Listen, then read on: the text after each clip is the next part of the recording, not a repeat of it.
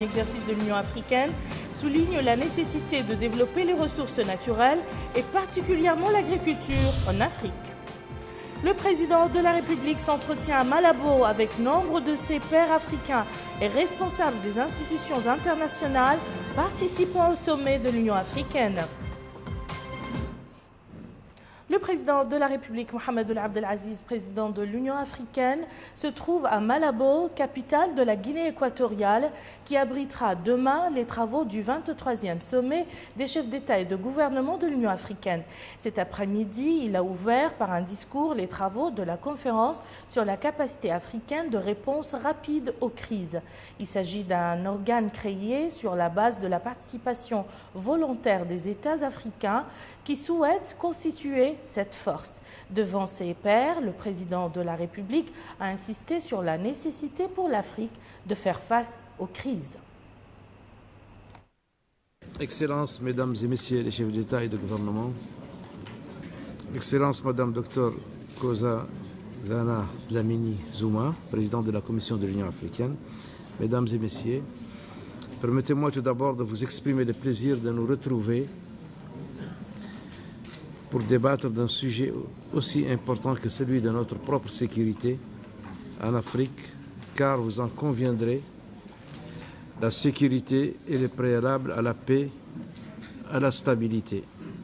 Un préalable sans lequel l'on ne saurait envisager ni développement, ni progrès. À l'issue du processus que vous connaissez et auquel vous avez résolument contribué, notre conférence a décidé en 2013 de mettre en place la capacité africaine de réponse immédiate aux crises, CARIC, sur la base de la participation volontaire des États africains qui souhaitent constituer cette force. Cette décision qui tombe à point nommé répond au double souci de résoudre les conflits à temps et par nous-mêmes, le concours éventuel de nos partenaires venant en appui à nos capacités propres et à nos initiatives sur le terrain. À cet égard, nous apprécions l'engagement de l'Union européenne lors du sommet de Bruxelles tenu au mois d'avril 2014 de fournir à l'Afrique logistique, formation et assistance requises pour le succès de nos projets. Nous avons par ailleurs favorablement accueilli les mesures de suivi prises par la Commission de l'Union africaine, notamment la mise en place d'un groupe d'experts indépendants pour évaluer la force africaine en attente, FAA, et sa capacité de déploiement rapide, CDR, ainsi que l'élaboration de propositions pour la mise en œuvre de la CARIC. Excellences, Mesdames et Messieurs, permettez-moi également de saisir cette occasion pour remercier ceux de nos pays qui ont décidé de souscrire à l'action volontaire de construction de la CARIC en dépit de leurs multiples engagements. Ils ont compris le degré de priorité qu'il faut accorder à la sécurité et à l'autonomisation de notre continent. Je suis persuadé que ces pays-là seront bientôt suivis par tous ceux qui voudront impulser cet élan de solidarité pour asseoir la sécurité sur le continent. Le moment est venu de consentir tous les sacrifices nécessaires à la réalisation de cet objectif primordial, car la situation des conflits qui sévissent actuellement dans notre continent nous interpelle urgemment. Face à l'horreur des actes terroristes, en particulier au massacre des civils et aux autres enlèvements barbares, l'Afrique se doit non seulement de parler d'une même voix, mais aussi d'agir d'une même main de fer pour mater la violence et la terreur. Excellences, Mesdames et Messieurs, tout en vous remerciant d'avoir répondu à mon invitation, je voudrais vous réaffirmer l'espoir que je nourris de voir bâti en brèche les obstacles qui se dressent encore sur le chemin de la mise en place de la CARIC, notamment celui de l'adoption de son cadre juridique. Je vous remercie. Et plus tôt dans la journée, le président de la République, Mohamed Abdel Aziz, président de l'Union africaine, a assisté à l'Assemblée générale du Conseil de paix et de sécurité de l'Union africaine, tenue à l'occasion de son 10e anniversaire. Le président Mohamed Abdel Aziz a salué les progrès réalisés par cet organe durant les années écoulées, avant d'appeler à la réflexion sur les moyens de renforcer la paix et la sécurité en Afrique. Nous écoutons le président de la République. Bismillahirrahmanirrahim. Sallallahu alayhi wa sallam. Excellence, Monsieur Yoweri Kaguta Museveni, président de la République d'Ouganda, président en exercice du Conseil de paix et de sécurité de l'Union africaine, Excellences, Mesdames et Messieurs les chefs d'État et de gouvernement, Excellences, Messieurs les chefs de délégation, Excellences, Madame la Présidente de la Commission de l'Union africaine, Messieurs les commissaires africains, Mesdames et Messieurs. C'est pour moi un réel plaisir d'assister en réponse à votre invitation à cette séance publique du Conseil de paix et de sécurité de notre Union qui constitue une deuxième phase dans la commémoration du 10e anniversaire de cet organe au niveau des chefs d'État et de gouvernement. Cette séance nous fournira l'opportunité de faire le bilan des progrès enregistrés au cours de cette décennie, mais surtout de nous pencher sur les obstacles et défis auxquels nous restons confrontés dans notre action en faveur de la promotion et du maintien de la paix, de la stabilité et de la sécurité en Afrique. J'ai saisi l'occasion pour féliciter le Conseil de paix et de sécurité et le commissaire à la paix pour les efforts remarquables qu'ils n'ont cessé de déployer et pour les résultats appréciables dont été couronnés ces efforts pour la promotion de la paix et de la sécurité.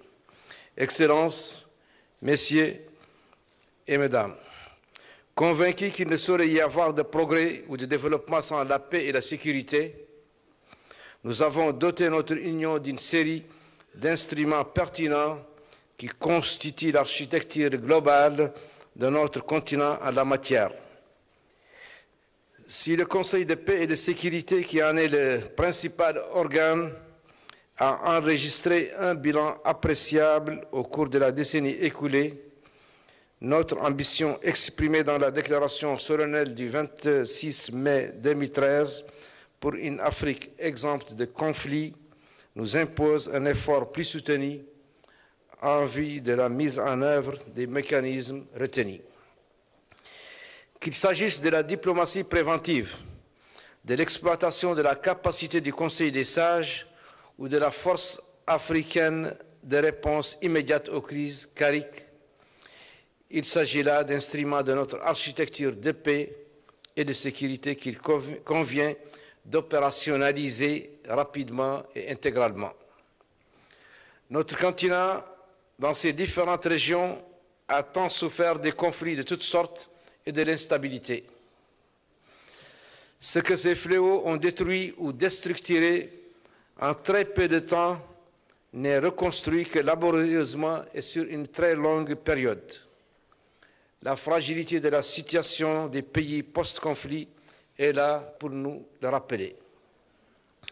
Il est grand temps de prendre résolument en main notre propre sécurité sur notre continent et que nous apportons une contribution encore plus significative à la paix dans le monde.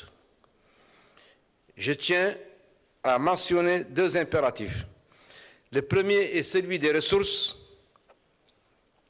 La paix et la sécurité appellent des ressources financières conséquentes, aussi bien au niveau du continent qu'au niveau de chaque État pris séparément.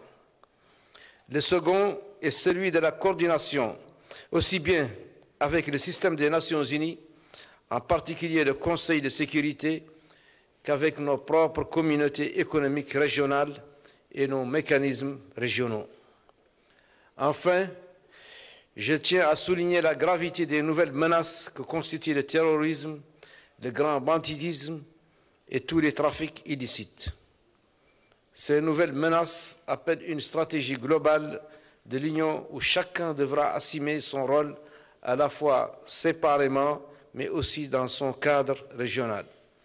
Excellences, Mesdames et Messieurs, les gouvernements africains se doivent de prendre leurs responsabilités et nous devrions nous rappeler que le pacte international relatif aux droits économiques, sociaux et culturels, ainsi que la Charte africaine des droits de l'homme et des peuples consacrent pleinement des droits inaliénables, dont, entre autres, celui d'être à l'abri de la faim et de jouir de la sécurité alimentaire.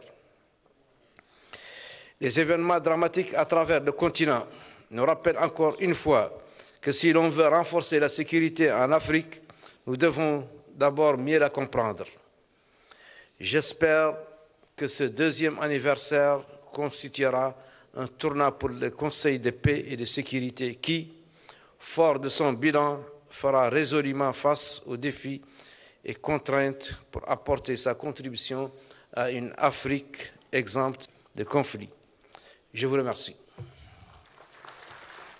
L'Assemblée générale du Conseil de paix et de sécurité de l'Union africaine, à laquelle assistait le président de la République, Mohamed Abdel Aziz, président de l'Union africaine, aux côtés de ses pairs africains, discutera de certain nombre de questions, parmi lesquelles la paix et la sécurité en Afrique et les moyens susceptibles de résoudre les conflits qui menacent le continent.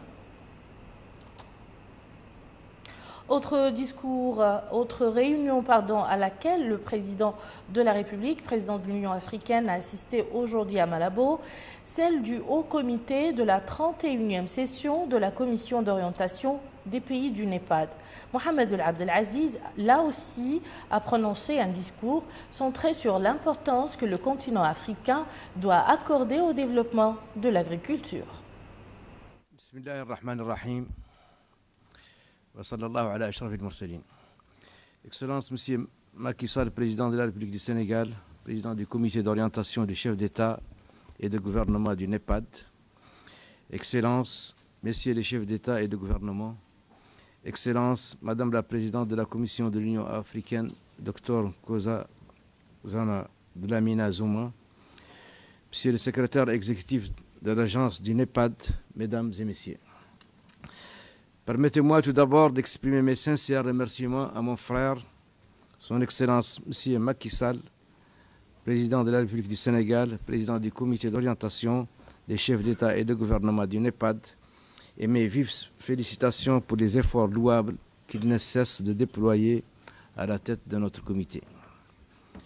Je tiens également à vous exprimer tout le plaisir que j'ai de participer à ce 31e sommet du comité d'orientation qui se penchera sur les mesures stratégiques nécessaires pour accélérer la mise en œuvre du programme détaillé pour le développement de l'agriculture en Afrique. Cette rencontre nous permettra également de passer en revue les principaux résultats du sommet de Dakar du 15 juin 2014 sur le financement des infrastructures en Afrique, sommet auquel je n'ai pas pu participer pour des raisons de calendrier électoral. Excellences, Mesdames et Messieurs, l'agriculture occupe une place primordiale dans l'économie de l'Afrique. Les superficies des terres arables étant très vastes, le secteur rural occupe plus de 60% de la population et offre des emplois et des revenus durables. Une priorité accordée à ce secteur n'a pas son équivalent pour lutter contre la pauvreté, la faim et la malnutrition. C'est pourquoi, en 2003, à Maputo, notre Union a adopté le programme détaillé de développement de l'agriculture en Afrique.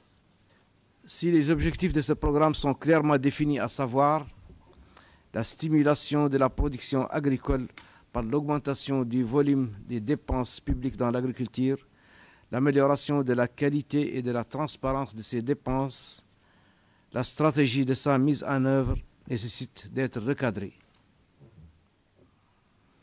Plus de 10 ans après son adoption, les résultats de ce programme restent encore en deçà des ratios retenus. Le secteur demeurant confronté à plusieurs défis et contraintes. L'atteinte de l'objectif de transformation agricole appelle des ressources budgétaires substantielles, mais aussi une stratégie globale prenant en compte un ensemble de facteurs. Jusque-là, le secteur reste dominé par des exploitations familiales ou l'agriculture de subsistance avec les plus faibles rendements au monde. Les producteurs familiaux doivent bénéficier d'une sécurité sur les régimes fonciers des terres qu'ils exploitent. Excellences, Mesdames et Messieurs, malgré le potentiel du continent, plus de 200 millions de personnes restent confrontées à une insécurité alimentaire chronique. Les paysans et les éleveurs en constituent l'écrasante majorité. Nous devons repenser notre stratégie pour accélérer la transformation agricole à travers l'accroissement de la productivité, la rationalisation de la gestion des ressources naturelles, le renforcement de la résilience climatique et la protection des petits producteurs vulnérables. Le désenclavement des zones agricoles et l'amélioration des circuits commerciaux, notamment en faveur des producteurs familiaux agricoles. Il faudra souligner ici l'importance de la poursuite des efforts pour le développement des infrastructures, en particulier dans le cadre du PIDA. Il convient de noter que l'agriculture ne pourra se développer sans une intervention du secteur privé qui doit investir massivement dans l'agro-industrie.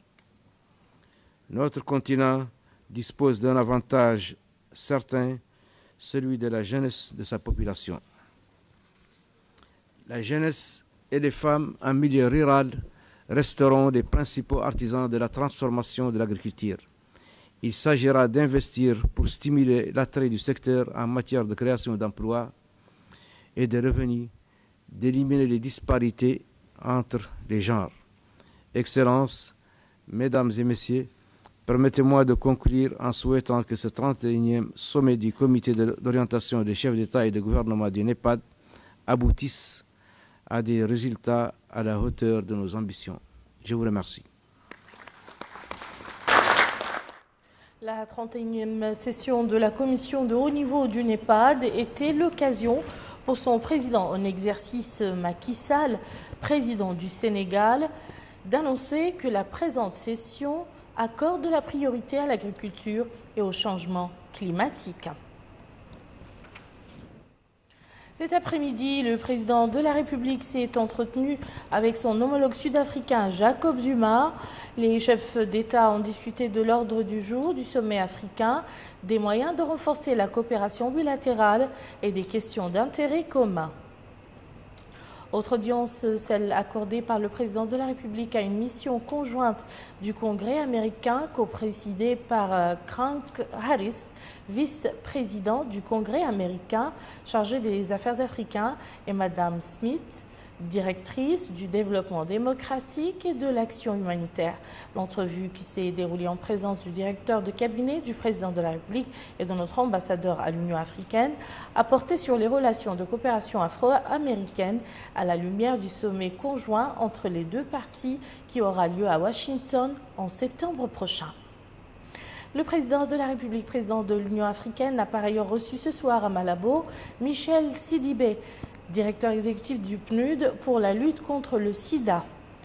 L'audience s'est déroulée en présence du directeur de cabinet du président de la République, de notre ambassadeur de l'Union africaine, ainsi que de la secrétaire exécutive de la Commission nationale de lutte contre le sida. Et à l'issue de l'audience, le responsable onusien a fait cette déclaration, écoutons-le.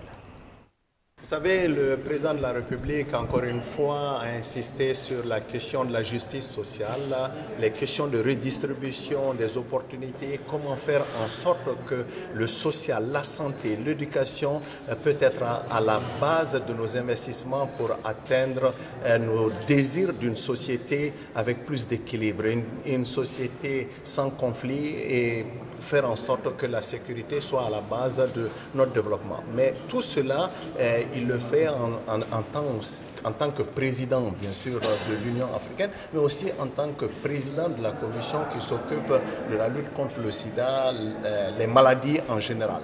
Et son envie de faire en sorte que le sida ne soit pas oublié, en faire en sorte que le paludisme, la tuberculose reste vraiment un élément important de nos agendas futurs était au centre de nos discussions. Merci. Merci beaucoup.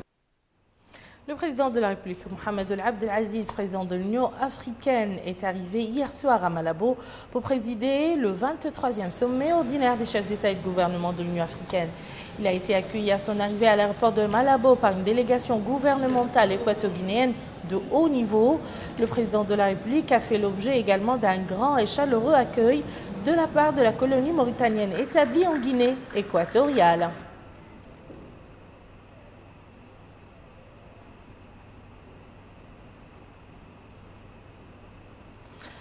Le président de la République, président de l'Union africaine, a également reçu la colonie mauritanienne à Malabo, qui lui a réservé un accueil chaleureux.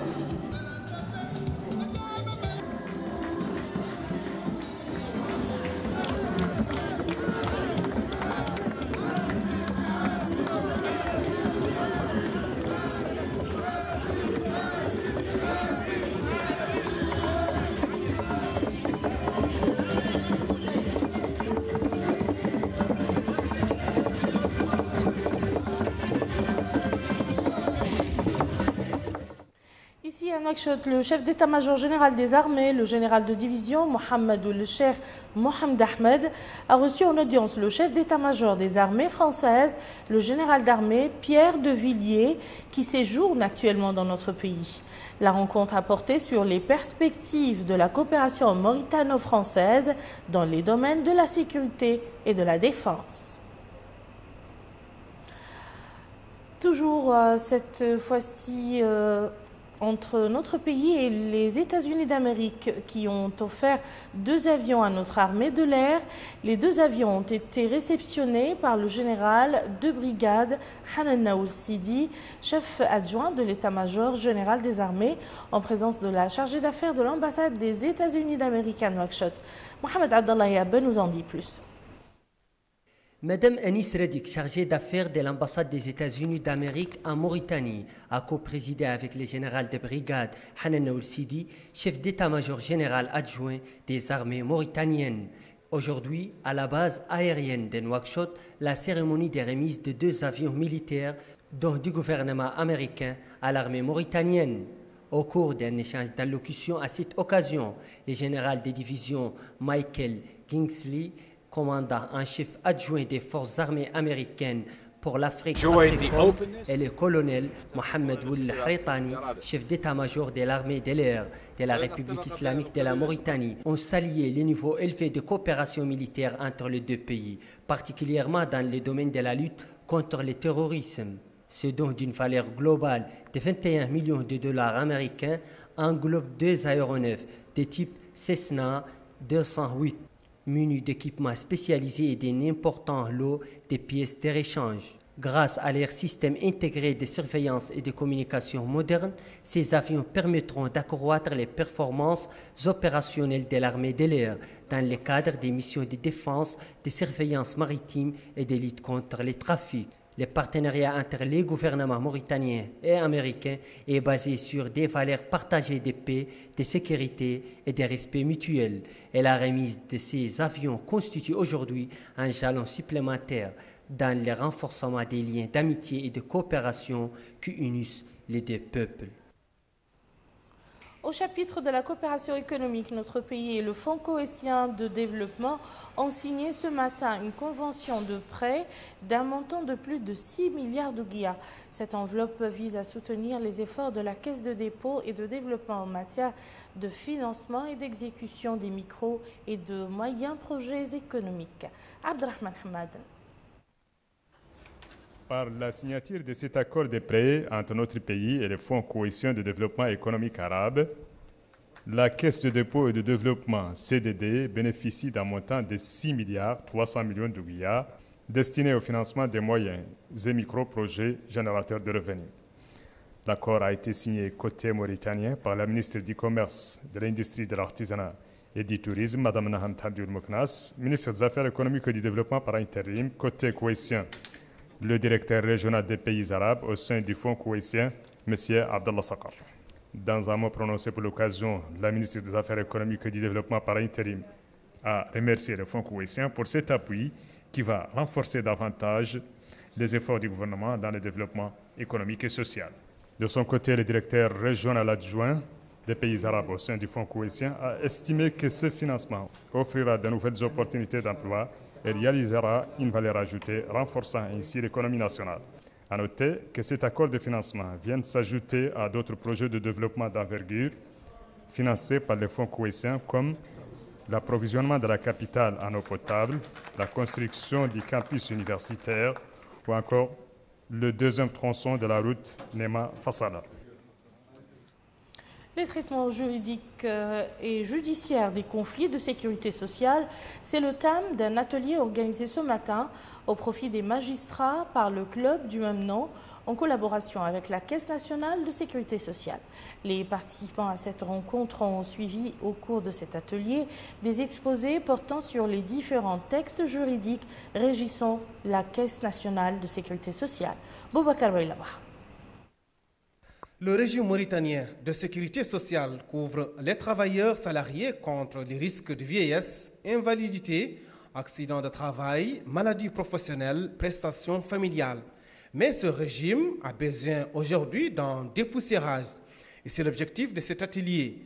L'occasion pour le ministre de la Fonction publique, du Travail et de la Modernisation de l'administration, M. Seydina Ali Mohamed Khouna, d'indiquer que les textes juridiques régissant la sécurité sociale en vigueur depuis 1967 sont d'une complexité qui rend difficile leur compréhension ou interprétation aux justiciables, voire aux hommes de justice.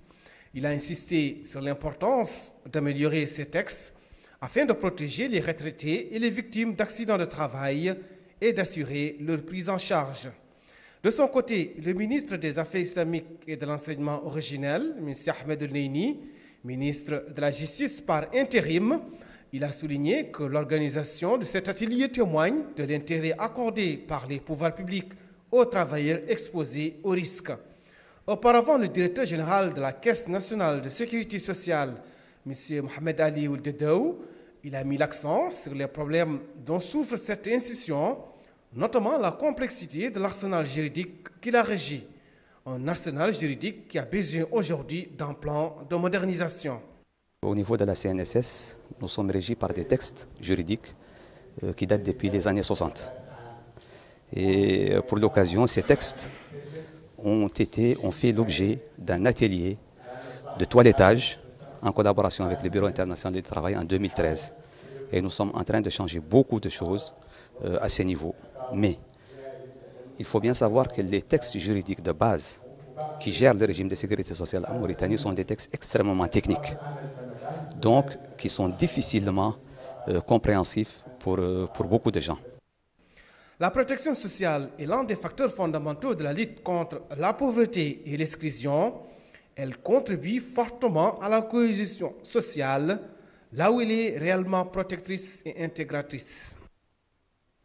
Direction à présent Nouadhibou, la capitale économique qui a abrité ce matin une journée de sensibilisation destinée à aider les nouveaux bacheliers à choisir les spécialités qui répondent aux besoins du marché du travail. Durant une journée, les étudiants découvriront les différentes orientations proposées. Faut-il opter pour une formation technique, professionnelle ou encore universitaire ? Étudier en Mauritanie ou à l'étranger, tel est le dilemme auquel se trouvent confrontés les bacheliers. Pour les aider à faire un choix, le forum d'orientation du Club des jeunes de Nouadhibou tient sa 2e édition. Cet événement, organisé par des jeunes diplômés en master et plus, selon ce membre, a pour objectif d'aider les jeunes à accéder au marché de l'emploi avec des spécialités qui leur conviennent. Le premier forum s'est tenu à Nouakchott, nous affirme cet autre membre du club qui énumère les problèmes des étudiants de Nouadhibou comme étant des problèmes de choix. Quand il s'agit de choisir une spécialité, ils réagissent comme perdus.